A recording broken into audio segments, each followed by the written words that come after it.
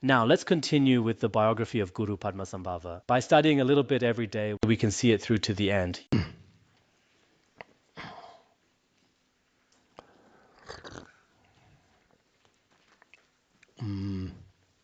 Yesterday we left off where Guru Rinpoche arrived at the sacred mountain Nyenchen Tangla. Actually, the deity of this mountain is Sera Kandro's father. Back then, her mother fell into a deep sleep for a long time and was then taken away by the local deity. She didn't return for 2 or 3 days. When she came back, she was pregnant and eventually gave birth to this dakini. So the accounts in this biography match up with a lot of Tibetan legends told today. In fact, these are more than just legends. Dharma protectors and local deities are totally real, just like human beings. So today, we will briefly continue with the story. At that time, Guru Padmasambhava reached the Nyenchen Tangla mountains and then arrived at the Nyangdrong area, which is what we know as Nyainrong County today.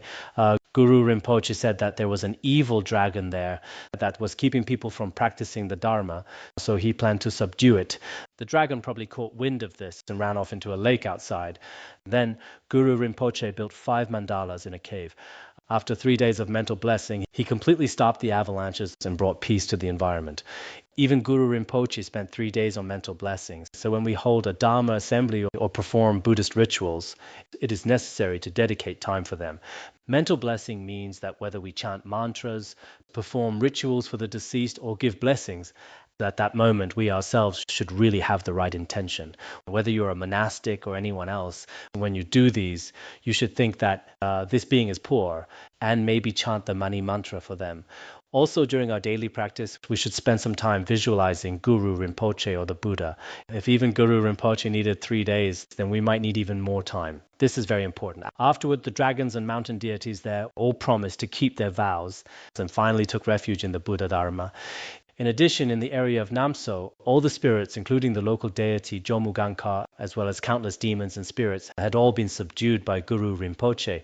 Actually, lots of Tibetan Buddhist Dharma protector rituals and their various biographies talk about how Guru Rinpoche subdued these spirits in much greater detail. Especially in some Terma teachings, these events are explained very clearly. Later, Guru Rinpoche arrived in Laksu area and said, "This place called Penyu is a bad place. Its red valley looks like an opened-up horse's corpse. The shape of the mountains here looks pretty menacing." Before he even got there, all the spirits had already surrendered. Some took Guru Rinpoche 3 days to subdue, while others just naturally took refuge in him.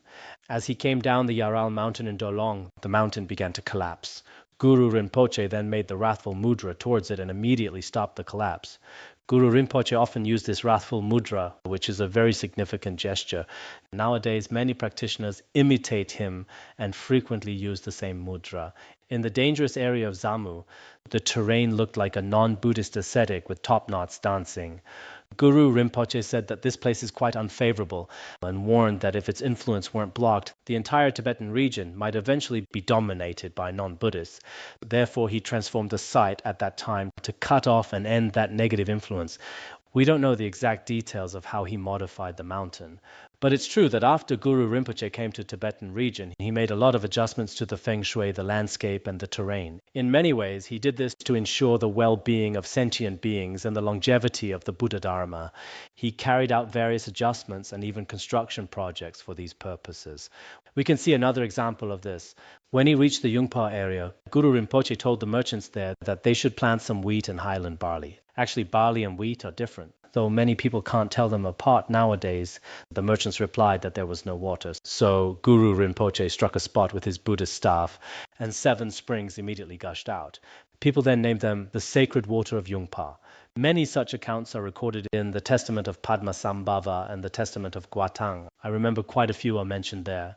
Then, arriving at Kanam, Guru Rinpoche said there was a very fierce dragon demon that needed to be subdued.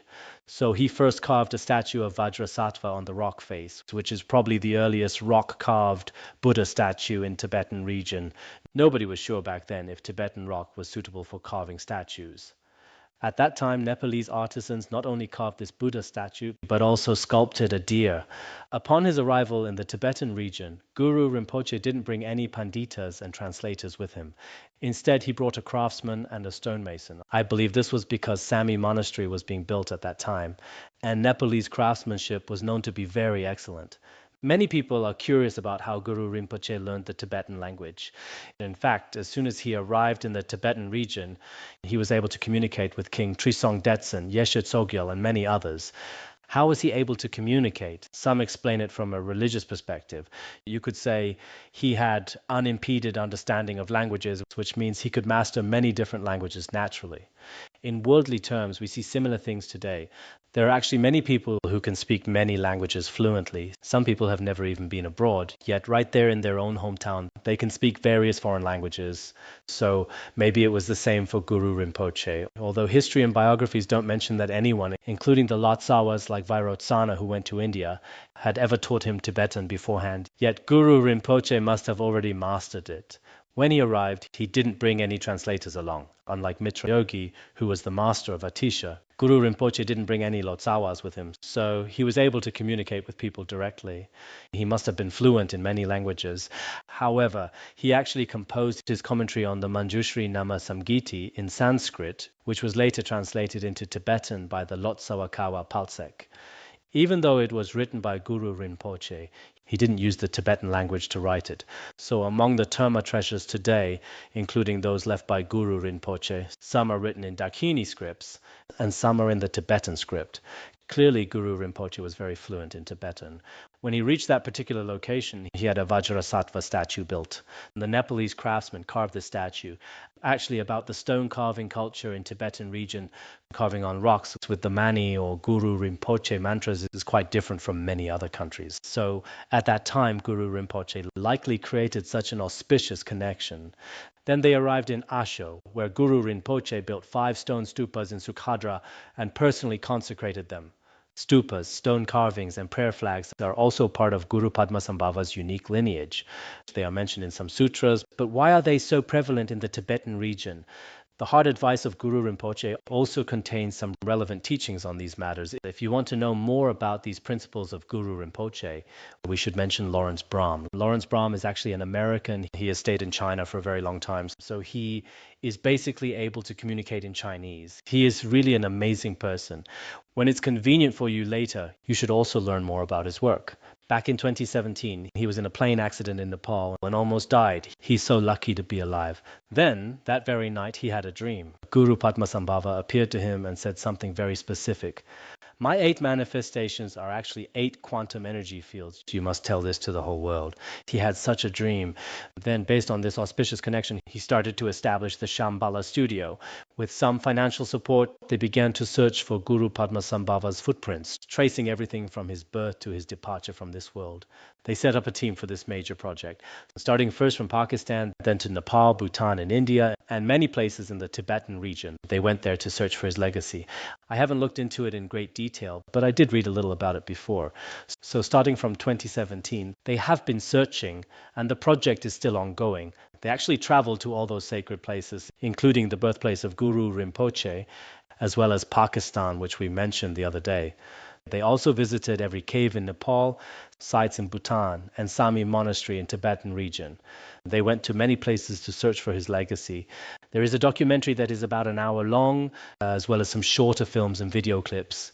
In a sense, he was actually a scholar. Now, some people argue that it doesn't make much sense to combine the 8 manifestations of Guru Rinpoche with quantum mechanics, but he firmly believes that if there were a father of quantum mechanics in our Tibetan tradition, it would definitely be Guru Padmasambhava.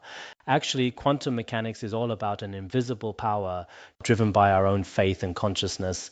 From the perspective of Tibetan Buddhism, this invisible power is what we call blessing. In their words, he is like the king of magnetic fields in quantum mechanics. But in our own words, Guru Rinpoche is the king of blessings. Among so many great masters and lineage gurus, Guru Rinpoche's blessings are the most swift and effective. This is my personal interpretation. Perhaps in the future, we should explore these different perspectives further. You see, they have personally visited the 5 countries that Guru Rinpoche once traveled to conduct their research. So let's take a look at this. I will only show one clip, as I don't want to take up too much of your time. It's just a short one to show everyone the auspicious connection. This person is a practitioner who met Guru Padmasambhava in his dreams.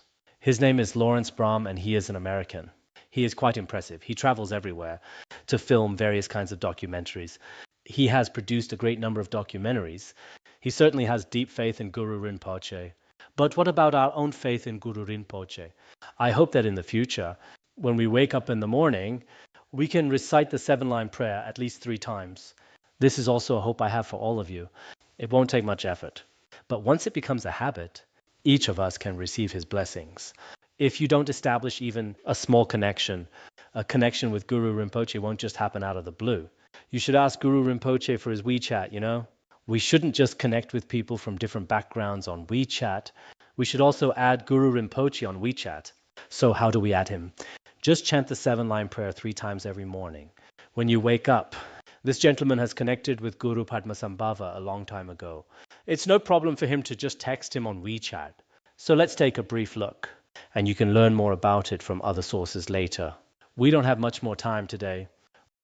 Since 2017, Shambhala Studio has organized many expeditions with great dedication. We follow in the footsteps of Padmasambhava. Wherever he went, we go. We just want to clarify one question. Is it possible that Padmasambhava, the founder of Tibetan Buddhism, was also the father of quantum physics? Want to find out? Follow me and keep going. Walking with Guru Rinpoche.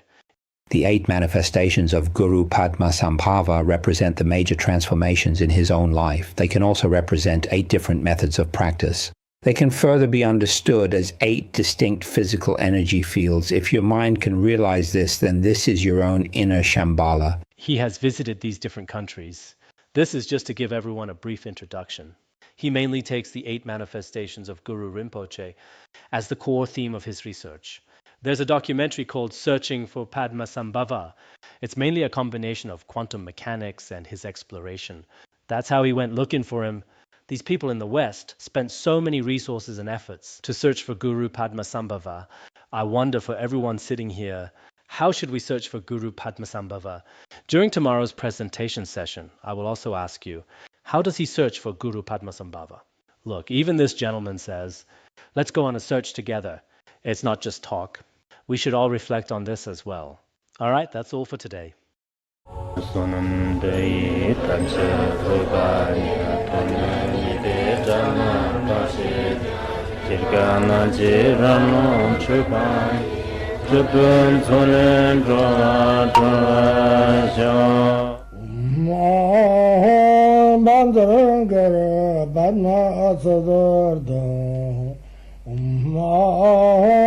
Bandharangara Padmasada